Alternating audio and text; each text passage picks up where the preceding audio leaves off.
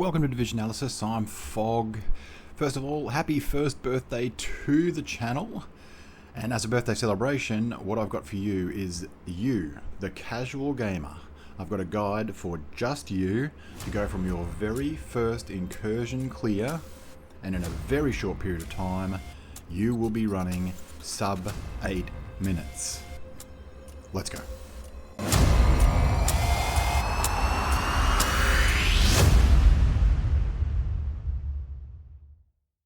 Now, because I'm a part-time YouTuber, I'm pretty late to the party when it comes to guides to the incursion, but that's because I've got a full-time job, I've got a family, other commitments, and that's the case for the majority of my friends as well.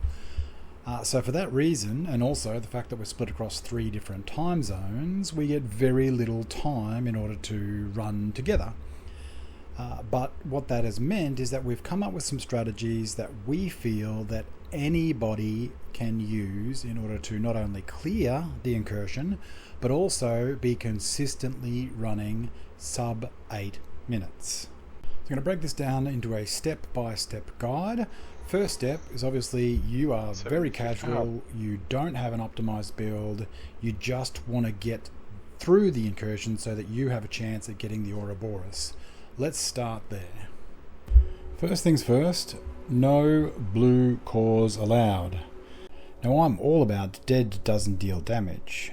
This isn't a survivability thing, I'm all about survivability. When it comes to facing only elite enemies, this applies for Countdown 2, you want to be going for protection from elite mods. On the left, you have the relative protection that each one of these offers. Blue cores versus PFE in the light blue. At 3 blue cores is roughly the same as 3 PFE mods.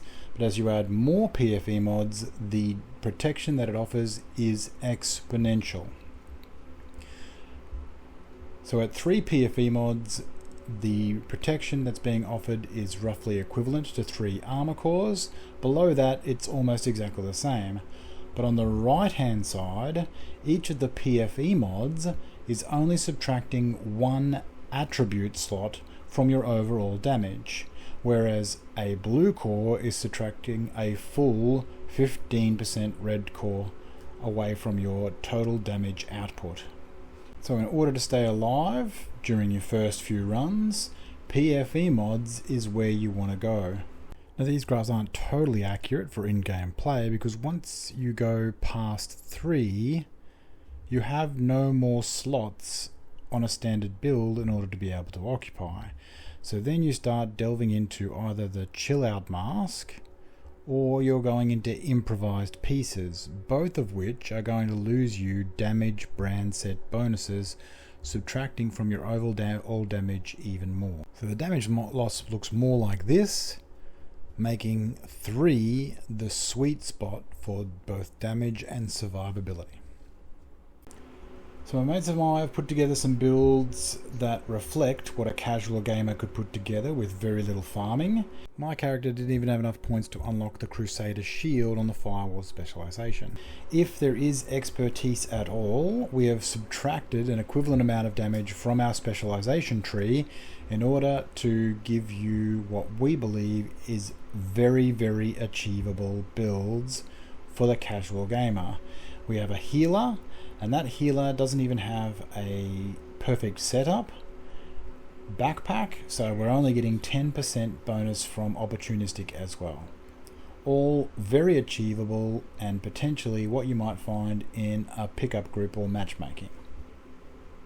We are running a different specialization. The reason for that will become clear as we reach the Lovebirds, but for the entirety of the mission, these specializations do not change. Tam will run the Technician, I will run Firewall, Zog's running Demolitionist, and our healer Baz is running Survivalist.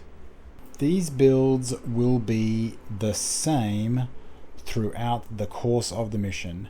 No changes will be made whatsoever to reflect a potential matchmaking group. This first area is super easy. As you're running up to the turrets, healer drops his hive, cracks it, overcharged, and 2 of the DPS guys with decoys throw them out in front, climb up, shoot the turrets down, kill everything, Job done.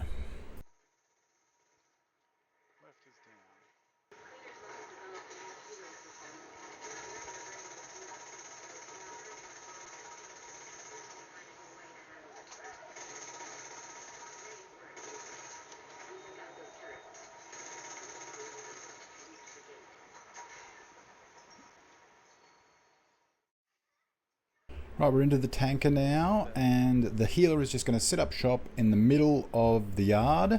TPS guys just spread themselves across the map. The healer's firing heals, and with the extra 25% damage that the future initiative is offering, there should be zero by issues completing this. Even the drones shouldn't be an issue, especially if the healer is on the job to heal you should you get into trouble. Won't put you through all this, but let's fast forward to the end boss. Dive roll through the door, shoot him in the butt, take him down in about 3 seconds flat, if that. The right fight. Again, we still haven't changed any of our builds. We're all running exactly the same things. It doesn't really matter what your skills are. This is a very simple strategy. It's been shown on a number of different guide videos, but essentially we're just going to build some stacks on the boss first, but then we're going to clear the ads, do the damage, clear the ads, do the damage, clear the ads, do the damage. It's that simple. Whoever has the eye is just literally going to run around the map like a Benny Hill show until all the ads are cleared, and then everybody gets the opportunity to lay into the boss, and you will have more than enough damage if you've got even scuffed up strikers builds in order to do the damage necessary to get to the next stage. And to prove that point, we do this damage to the boss without any opportunistic buff, without any sledgehammer buff, to show that you have enough damage. So next phase is just rinse and repeat. This time we're going to try and get some buffs on him. So we've got opportunistic and a very late sledgehammer, more than enough damage, easy done. The only difficult part is learning to get right to stop exactly underneath the water. This will take some very little practice, and you'll be able to master that with a dive roll out of the way. So when right gets down to 4 bars, there will be a heavy that spawns as part of the enemy spawns. Just be wary of it, just know that it's coming, and you'll be able to take care of that, no problems. So there's no change here. We've cleared the ads. Last phase, we're ready. He's kited to the square, water on, damage if you can. Absolutely, sledgehammer and opportunistic will make the job very, very easy. Kill right, wait for the fire to clear, collect your loot, move on. Now we're on our way to the lovebirds, and I've seen a lot of different strategies, but I think our strategy is going to get the most number of groups through the absolute easiest. And the difference with our strategy is the reason why we've been carrying a technician, a demolitionist, a firewall, and a survivalist through the entire mission, and it's all to do with the lovebirds. Every single member of the group is going to equip a hive. And we are going to do what you've probably seen in a couple of other guides, and that is to run directly to the piazza and face tank the bosses. The difference with our strategy is that now everybody is carrying a different hive. The healer is going to put those into overcharge, and there is a few key things that make the difference with this setup that's going to get you through more. The demolitionist with the revive hive, once that's overcharged, it's going to go to 7 charges. It's going to get people up straight away if they happen to go down. The healer obviously has this heal hive, providing heals along with the chem launcher. I'm going to carry the booster hive. The booster hive is going to jump in its number of charges, and the buff amount is going to increase dramatically, meaning that reload speeds and accuracy are going to be drastically improved. The big one is the artificer. Now, along with the fact that the artificer is going to repair your shields better, it's going to buff the healer, it's going to buff the boost hive, enabling you to tank the bosses much more effectively, but the specialization also comes with the Faraday field. Martinez throws an EMP grenade, and you're about to see, I've left it in to show you the stark difference between when the artificer is up and when the artificer is not. Martinez will throw the EMP grenade and destroy the hives, EMPing our healer, and you'll see the difference. But we've had it up long enough that we managed to do enough to survive and make it through. We run in, we trigger their immunity phase, healer drops the hive, and now we're in overcharge. We're running straight up onto the piazza, avoiding the mortars, and then all the hives get dropped on the ground. We're now doing as much damage to Martinez as we possibly can, and that is in order to trigger the release of the drone. Once she staggers, you'll then get the drone trigger, take the drone out, and then both of them will be making their way to the stage. Martinez is here now, so we're doing as much damage to Martinez as we possibly can. But for your first run, as soon as you see Johnson, you want to do as much damage as you possibly can. He'll throw out a turret. This case we're lucky, it's been thrown on the roof, so there's no direct line of sight. If you see that turret, take it out because it will drop you in 2 shots. We're now just doing as much damage as we possibly can. There you can see the EMP effect. We're all full health and full shields, and now our healer goes down. And now we're in a little bit of trouble. But Johnson is down, and now it's just a matter of surviving to kill Martinez. Obviously not the smoothest run, but I wanted to show you that stuff happens. We're now just in survival mode. And I'll speed it up from here. We're just literally staying alive, doing damage to Martinez, killing the ads. So I think most casual groups would have struggled with the lovebirds, but if you've got 3 PFE mods reducing incoming damage by a minimum of 36%, and you've got an Artificer hive along with the other hives up there on the piazza with you, you should have no problems with this at all. So congratulations, you've finished your first incursion. You do it a couple of times, you might have even got a flawless out of this method. You'll start reducing your times, and you can probably do this in about 12 minutes using this strategy. But you and your mates are now feeling confident enough that you want to run faster. So let's go to the next phase. Alright, so all that's going to change for the next phase is that you're going to start dropping the PFE mods from your builds. You are going to start prioritizing damage. There's very few other changes in order for you to shave minutes off your time. This first phase, 0 buy changes whatsoever. Same. Overcharge from the healer. Decoys go out. Kill everything. Job done. Now for the tanker, the only change is going to be your one and only build swap for the entire mission, and that is going to be your healer is going to change to a DPS build. Once you're inside, every person is going to adopt a different corner of the map, and having done it a few times, you'll understand where the spawn points are for the tanker. Each person picks up a spot, does what they need to do, move on to the next phase.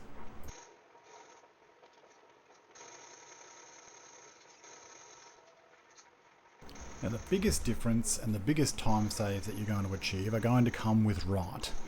Now phase 2 of your journey to sub 8 minutes is going to be starting to try to get less phases for Right. So we've stripped PFE mods from our build, we've got more damage, we've also got more experience in being able to apply the buffs like Sledgehammer, and so 2 DPS people are more than enough damage in order to be able to do this without the assistance of Tam, our other DPS guy, who is currently clearing the waves that we all would have been focusing on previously. Tam's clearing the ads, Zog, I and Baz are focusing on Right, and we immediately kite him through to the booths. We put the damage onto him just a sliver above before he triggers his next immunity phase, and we're immediately dragging him across to the stage where we put the last bit of damage on him to trigger the next phase. We do that just as he's about to swing his axe. Water splashes, and we do the entirety of the next amount of damage to trigger his next immunity, because at this point we know that the heavy is going to spawn, and it's going to be difficult for us to be able to put that final phase of damage on him whilst we're being pummeled by ads. Now this bit you've done heaps of times. Clear the ads and do the last bit of damage to right. Move on to the lovebirds. So the final phase is very similar to the first clearance that you will have ever done. Very minor changes, but those changes are we've dumped the revive hive, we started experimenting with some alternate skills. I have also adopted the Scorpio as my primary damage dealing weapon. This is to allow for the healer to carry the lefty, apply opportunistic and continue to throw grenades, so that sledgehammer is as close to constantly applied as we possibly can get it. And the Scorpio is still going to put out a massive amount of damage, especially at close range. Other than that, we are just able to distribute our damage a little bit more because we're carrying a bit more damage into the fight. I will focus primarily on Martinez while everybody else is still continuing to drop Johnson. But other than that,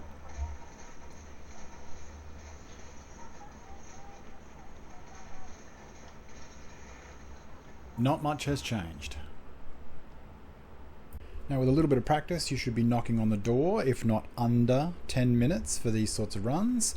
The next phase is that you're going to do right in a single wave of enemies, completely killing him by the time that the heavy will spawn.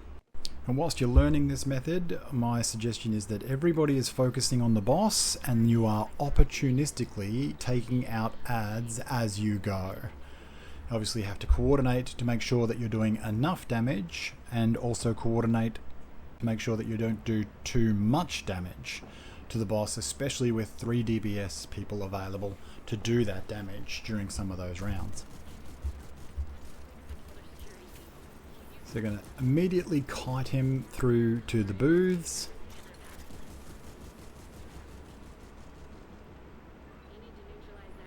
Sledgehammer is pretty vital, but as you can see we've got more than enough damage on him to be able to do this phase. We're ready. Sledgehammer again. I'm running around opportunistically taking out ads, ready for him to come to the next spot. Damage is now done, and in this last phase we're going to drag him back into the back area to shield us from the ads that are left alive, and the heavy that spawns as well. We'll complete doing the damage on right, and now we're going to clear the last 2 phases or 2 waves of ads.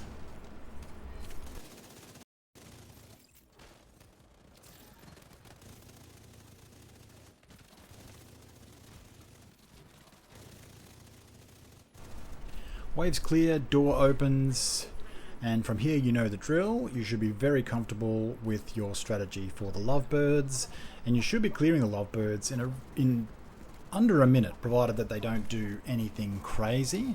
And the key is the buffs. Sledgehammer, opportunistic, and the Scorpio buff, and you can see the difference about how quickly their health pools can disappear.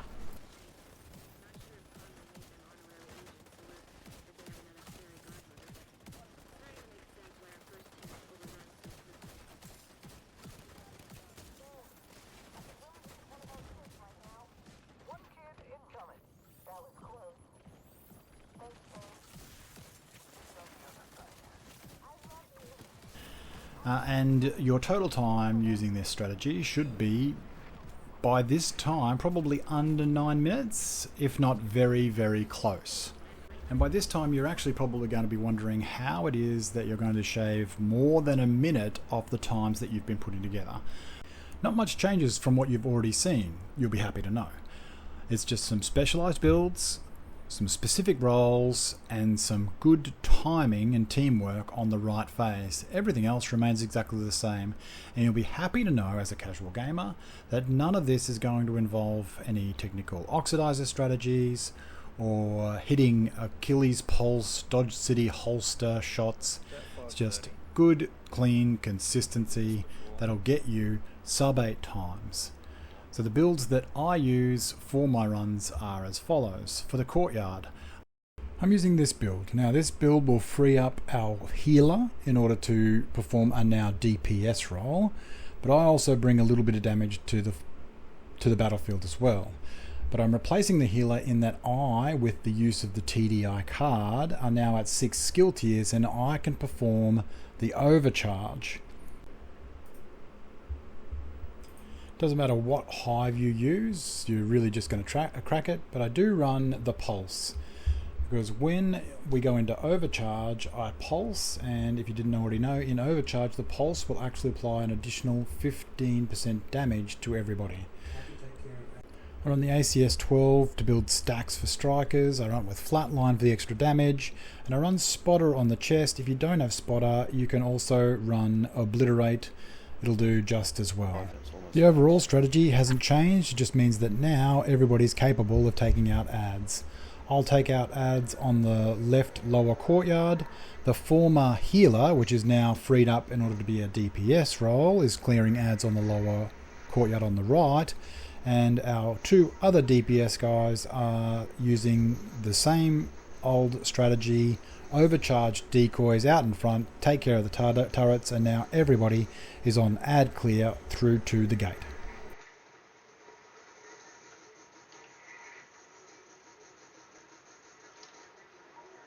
Visible flamer again. Can't see him, can't see him.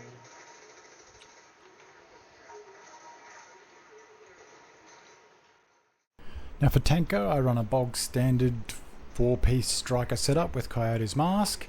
I don't run the Ouroboros, I run the St. Elmo's. For the position that I play in the tanker, I find the ability to engage targets at a distance, the ability to engage multiple targets within one magazine, the ability to target specific weak points, and its shock rounds, all are benefits that far outweigh the burst DPS of the Ouroboros.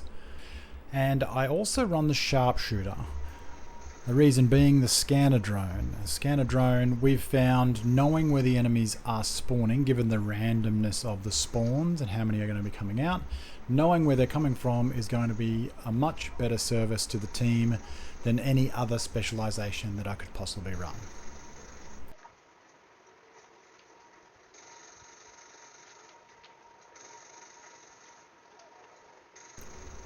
As I explain these builds, the footage that you're watching is all from the same run. It was one that we did after about 10 practice sections, I think. And the reason why I'm showing, you'll see why at the end. But as I watch this, I see all of the mistakes that I've made throughout my run here. And you will find that as your times get lower, you will be less and less satisfied with the times that you're getting.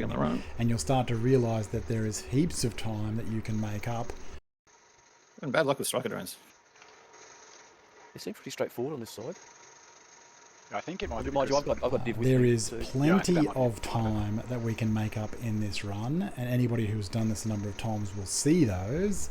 But the reason why I wanted to show it, other than Tam's mistake, is that it is a sub 8-minute run, and so you can make plenty of mistakes and still perform at below 8 minutes. Now the next big time saving that you're going to generate is by skipping the last 2 waves of enemies in the right Should be a fairly phase. straightforward manoeuvre. Specific timing is involved, but in this video I think I was using Bloody Knuckles, but I kept on forgetting to proc it, so now I just run a very generic shotgun damage build. But this shotgun damage build is more than enough for me to be able to do all of the damage to right that is necessary on my own. That frees up Tam solely to focus on adds, an important part of this strategy. Tam will move clockwise and clear all of the adds until meeting up again at the pool tables, where we're doing the final amount of damage to the boss. And he is looking for the heavy. His job is to take down the heavy. I do all the damage to right until he gets to the pool tables, and then it's Zog and I who are finishing him off. And the timing has to be that right goes down and the heavy goes down before the other enemies have entered the room, and the door will open. So the triggers are no enemies in the room, heavy is killed, right is killed. Doors open. That timing is difficult to get and you'll miss it sometimes, but that is the next big jump that you will make in your time savings. Everything else from here on out stays exactly the same.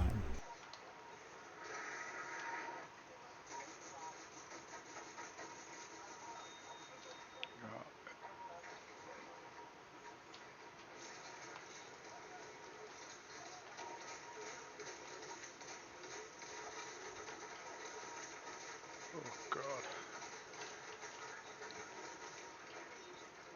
Need that. Overclock's coming.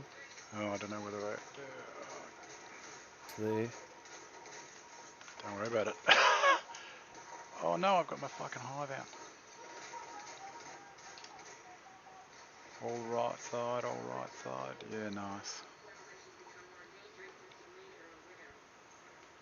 A memento.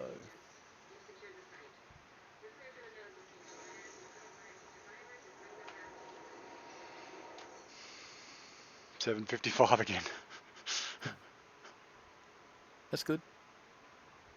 So yeah, I think good. you should use that video though. Oh, for sure. You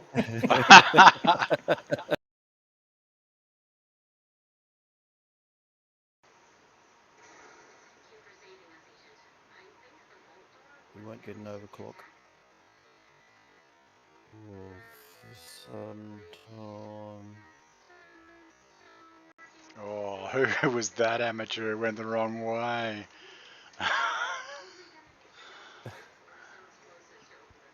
I might have zoned out for a second.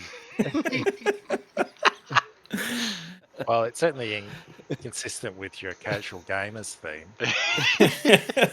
So we hardly ever play this, you know, like we don't even know the map.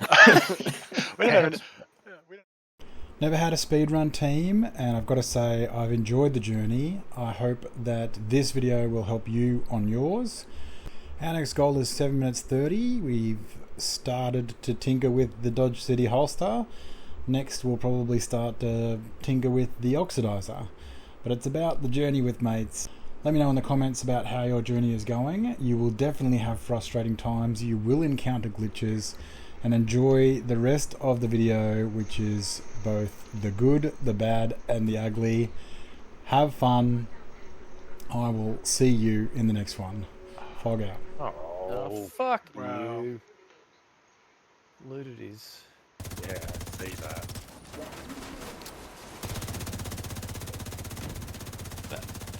That's unfortunate. This is...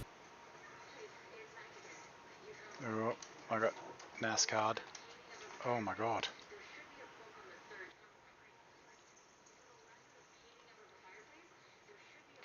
I think Oh! Fuck off.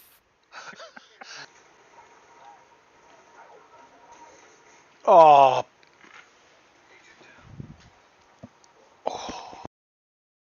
I'm lucky. Oh, that's good. We get to do the first stage again. Sick. I'm gonna fucking flip a table.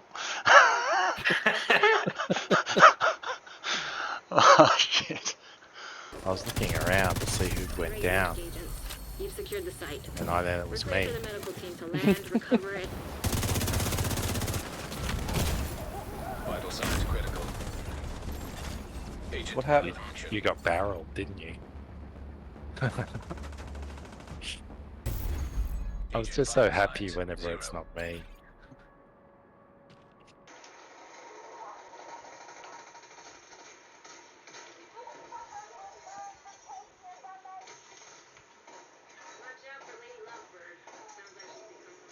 Fucking hell.